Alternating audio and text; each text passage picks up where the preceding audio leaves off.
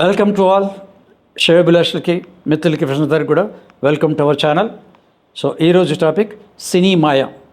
వారంలో 7 రోజులు ఉంటాయి, మండే టు సాటర్డే వరకు 7 ఎడిటింగ్ల ద్వారా ఒకటి మనం తయారు చేసాం. దాంట్లో ఆ రోజు ఆ టాపిక్ వస్తుంది ఒక్కొక్క రోజు బట్టి. సాటర్డే కాబట్టి సాటర్డేకి ఏం పెట్టామంటే సినీ మాయ అని పెట్టాం. తమిళలో సినిమా, అదే సినీ మాయ.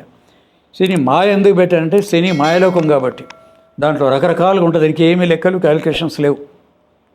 బాగా టాలెంట్ ఉన్నారు సినిమా ఫీల్డ్లో, వెనకబడి ఉంటారు. మామూలు టాలెంట్ ఉంటుంది, బ్రహ్మాండంగా సంపాదిస్తూ ఉంటారు. ఇది సినీ పండితులు కూడా అర్థం కాదు. ఏ సినిమా ఎందుకు హిట్ అవుతుందో, ఎవరు హీరో అవుతున్నారో, ఎందుకు గారో ఇదంతా కన్ఫ్యూజన్ స్టేట్. యూనివర్సల్ లెవెల్లో చూసుకున్నా కూడా Hollywood to Bollywood, Bollywood to Tollywood చూస్తున్నా కూడా numerology is the only subject. ఎన్నో ఉన్నాయి దీంట్లో. పామిస్ట్రీ ఉంది, అష్టాలు చాలా ఉన్నాయి. ఇవన్నీ కాదు కానీ న్యూమరాలజీ మట్టుకు ఈ సినీ ఫీల్డ్కి చాలా దగ్గరలో ఉంటుంది. ఈ న్యూమరాలజీ సబ్జెక్ట్ని ఇక్కడ మన తెలుగు పరిశ్రమ కావచ్చు, అటు తమిళనాడు కావచ్చు, కర్ణాటక కావచ్చు, హాలీవుడ్ కావచ్చు, చాలా మటుకు lucky numbers, lucky colours, lucky సినీ టైట్స్ వీటిని నమ్ముతారు కాబట్టి సినీ మాయ అని పెట్టాను దీంట్లో. సో ఇప్పుడు రూట్ కాజ్ ఏంది, చాలామంది ఇప్పుడున్న పరిస్థితుల్లో చిన్న చిన్న యూట్యూబ్లో యాంకర్గా చేసేవాళ్ళు, న్యూస్గా చేసేవాళ్ళు, టీవీసీలో చిన్న చిన్న పాత్రలు చేసేవాళ్ళు, వీళ్ళందరూ నెక్స్ట్ స్టెప్ చేస్తారు. డెవలప్మెంట్ బీకామ్ తర్వాత ఎంకామ్ లాగా స్టెప్అప్ అంటే ఏం కావాలి వీళ్ళకి, ఇక్కడ నుంచి కూడా ఒక స్టెప్అప్ వెళ్ళాలంటే మెల్లగా సినిమాలకు వెళ్ళొచ్చా లేదా అని ఉంటుంది అక్కడి నుంచి. అయితే వెళ్ళబోయే ముందు కొన్ని తప్పుడు సలహాలు ఏమొస్తాయంటే, నీ ఫేస్ కొంచెం లెఫ్ట్ టర్నింగ్ ఇచ్చుకో, ఎగ్జాక్ట్లీ మీరు తమనలాగా ఉన్నారు మేడం, ఈ టర్నింగ్ ఇచ్చుకో సేమ్ సమంతలాగా అయిపోయింది. ఈ ఒక్క డైలాగ్ ఏదో ఊళ్ళో వాళ్ళు రైలు బస్ ఎక్కి ఒకప్పుడు చెన్నై, ఇప్పుడు మన హైదరాబాద్, చలో ఫిల్మ్ నగర్ వచ్చి వీళ్ళ అదృష్టాన్ని పరీక్షించుకుంటారు. కొన్నాళ్ళు ట్రై చేయటము, 2 ఏళ్ళు బొడలు డబ్బులు అని వృధా పట్టుకొని మళ్ళీ బిక్క మొహాలు పెట్టుకు వెళ్ళిపోతారు అనమాట.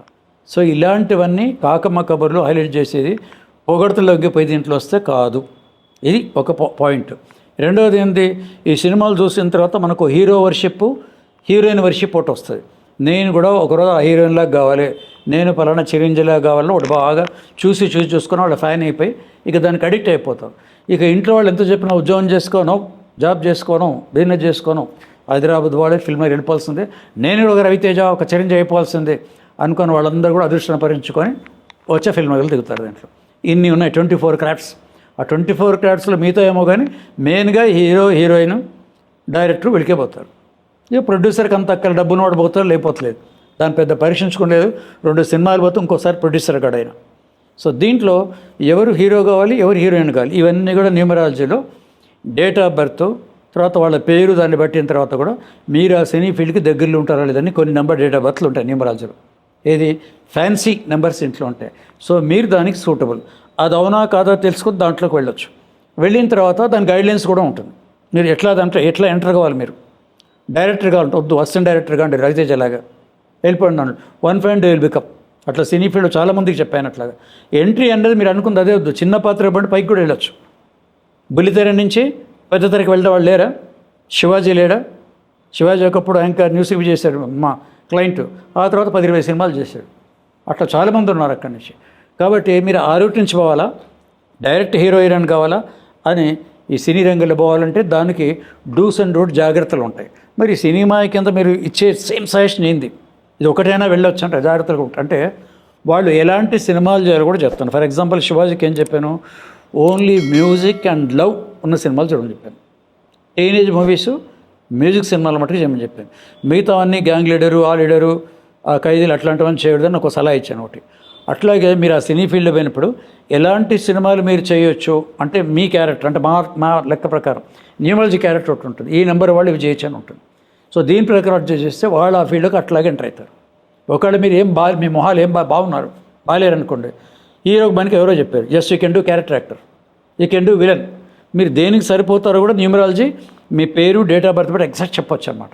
సార్ మీరు ఈ పాత్రని 24 క్రాఫ్ట్స్లో ఈ క్రాఫ్ట్ ఎన్నుకోండి, దాంట్లో ఎంటర్ కంటే సక్సెస్ రేట్ మీకు ఉంటుంది. మళ్ళీ దాంట్లో గైడ్లైన్స్ అన్నీ ఏముంటాయంటే మీరు ఏ రోజు అప్లై కావాలి, ఏ టైంలో అప్లై కావాలి, ఏ క్యారెక్టర్ మీరు ఉంచుకుందో ఎంట్రీ ఎలా చేయాలి, చేసిన తర్వాత మొదట్లో 1-3 ఏళ్ళ వరకు మీరు ఏ సినిమాలు చేయాలి, మీకు గుడ్ టైం బ్యాడ్ టైం ఏంది, ఇవన్నీ కూడా మీకు డీటెయిల్గా స్క్రిప్ట్ మీకు మొత్తం గైడ్లైన్స్ ఇవ్వడం జరుగుతుంది. ఈ గైడ్లైన్స్ ఫాలో అయితే మటుకు డెఫినెట్గా అవుతుంది. అయితే ఇంత చెప్పినా కూడా మీరు కనుక హీరోయిన్ అయిపోతారంటే దాదాపు 27 సంవత్సరాలు అవుతుంది ఏది ఎంజేకే న్యూమరాలజీ రీసెర్చ్ ఫౌండేషన్ పెట్టి. ఇంతవరకు మీకు జాబ్ గ్యారంటీ, సినిమాలో హీరో అవుతారు, మీ పేరు మార్చుకుంటే కోటీశ్వరులు అయిపోతారు, ఇది గ్యారంటీ, మీరు మొత్తం 300 వీడియోలు చూపిస్తాను. సో ఎక్కడ ఇలాంటి చెప్పం అక్కడి నుంచి. ఎందుకంటే ఇదంతా మానవ ప్రయత్నానికి అదృష్టం తోడయ్యేది న్యూమరాలజీ. ఇంత చెప్పాను కానీ మీరు ప్రయత్నం చేయని చెప్పలేదే. మీ ప్రయత్నం అక్కడ పోయి ట్రయల్ చేయాలి, కష్టపడాలి, డాన్సులు చేయాలి, పాటలు అన్నీ చేయాలి. అవన్నీ మీ వంతు. శ్రమ మట్టుకు అది మీరు చేయాలి. అదృష్టం మీకు లక్కీ చాట్ ఉంది, అది మనం ఇస్తాం. ఈ 3 అయిపోయిన తర్వాత చివరికి మళ్ళీ సినిమా ఫీల్డ్ అంతా ఉంటారు సార్, ఎంత చేసినా లక్క సార్, 1000 పైకి పోతుంటారు.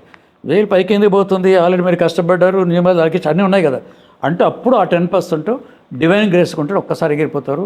మీరు ఎందుకు హీరో అయిపోయారు, ఎందుకు ఛాన్సులు వస్తున్నాయి, ఎన్ని కోట్లు ఇస్తారు, మీకు అర్థం కాదు, వాళ్ళకి అర్థం కాదు. రేవంత్ రెడ్డి లాగా. రేవంత్ రెడ్డి ఏమన్నాడు ఒక ఇంటర్వ్యూలో, సార్ నిజంగా మీరు సీఎం అవుతారు అనుకున్నారు, సూట్ ప్రశ్న వేశారు. లేదు సార్, నాకైతే ఇట్లా అవుతాను నమ్మకం లేదు, ఏదో కొంచెం పోయినసారి కంటే కొద్దిగా ఎక్కువ ఓట్లు వస్తాయి అనుకున్నా కానీ ఇట్లా సీఎం అవుతా నేనే ఎక్స్పెక్ట్ చేయలేదు, ఎక్కడ ఛాలెంజ్ చేయలేదు అన్నాడు. మరి అది లక్కే కదా. అంటే శ్రమ లెక్క కంటే నాకు 99% శ్రమ పెట్టాడు. అందరు 80-90 పెడతారు. Revanth Reddy 99% only efforts.